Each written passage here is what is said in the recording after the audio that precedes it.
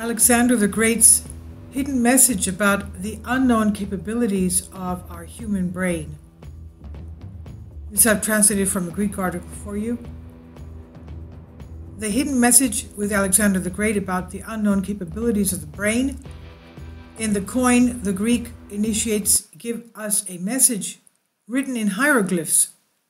On one side of the coin appears Alexander with a ribbon in his hair, a symbol of the initiate in the Greek mysteries, also with the horns of Amun Zeus, the ram horns, which means the balanced development of the two lobes of the brain, which happens only to a few initiates and even less endowed by nature. This is what frontal organizations of the enemies of Hellenism, covered questionnaires, or even open tests spread that they make checks on the right and left hemispheres in order to locate the gifted Greeks and, of course, to not make this known to humanity.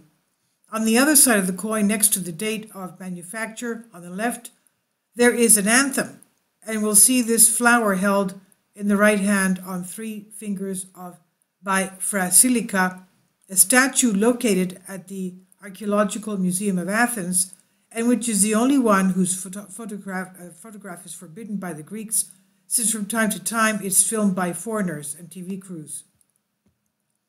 In other statues, we see this anthem placed at the highest point of the forehead, which in Greek crowns looks like a triangle. So in this thing we call it the third eye, which is usually what we see at the top of the door of the Dionysos. And the third eye is the coin. It's also called the Vergina sun. And we'll see that it has 16 rays. As if we pay attention to them, we will understand their hidden meaning. Macrobius says that when the soul moves, it abandons its perfect spherical shape and acquires the form of a comet. Finally, support my Patreon account. The daily posts are 5 videos daily, and they are totally different from what I have on my YouTube channel. Thank you so much for your support and that you find all my content so interesting. You'll find the Patreon account details in the description box below. And this is the symbol of the son of Vergina that we have on an old 100 drachma coin. One of the sides of the pictures that we had before. The 16-pointed sun. We'll see that it has 16 rays, and we pay attention, they'll understand the hidden meaning. Microbius says that when the soul moves, it abandons its perfect spherical shape, acquiring the form of a comet. And in the center of the sun, we observe that there is a flower with 10 petals. So we have the following elements: 2 pods, an anthem with 5 petals, 16 souls, a core with 10 leaves, and a halo in the form of a ribbon. The hieroglyphic phrase is as follows: meet and unite with the eternal soul, the perfect number of Pythagoreans. From the book by Demetrius Kythras, Nobody Dares to Write Them, Delos Publications.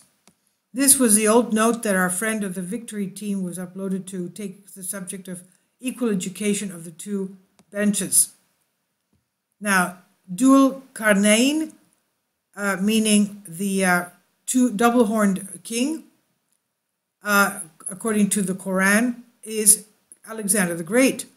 In the Quran, in Surah Al-Kahf and in verse 83 to 98, he mentions Alexander the Great as Dul Qarnayn, King Diker. In fact, according to the Holy Quran, Allah was the one who gave Alexander the Great the power to do everything he did on earth. Verse 84, he was one of the thousands of prophets of Allah. And I'm not going to go into more of this, but that's what they say here. Now, in 98, Alexander the Great is the work of Allah's mercy, it says. So he's also called Al-Iskandar, Skandar, Dul Qarnayn. And now the right and left hemispheres are our brain. The skull consists of 2 zones. The 2 hemispheres of the brain. The left is considered the seat of personality and the center of command through the will, where information accumulates, intakes, logical reactions, and a subcortical area containing the main glands, the pituitary gland, hypothalamus, and most complex systems such as lymphatic, cerebral, dorsal. The right zone is one that gives man his true dimension and the laws of time and space. This is the seat of the brain, the inspiration, the intuition of the external logic works automatically, and this part is like being sedated by lack of exercise.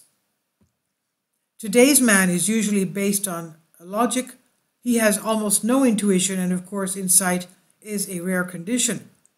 If man had developed the second zone, he would have an enlightened consciousness and would have taken situations outside of logic. So we're adding something that David Icke said about the two hemispheres of the brain. It has it's very interesting and explains everything that's done today.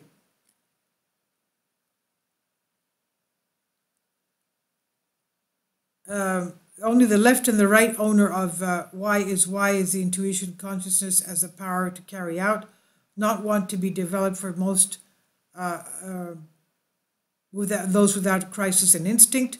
It's rumored that the new generation since 1985, but also these after 2000, children are born with natural, supernatural capabilities, and these children are studying and already working for various high-tech entities. So I've translated this for you from a Greek article. Please let me know what you think about this. Thank you for your support.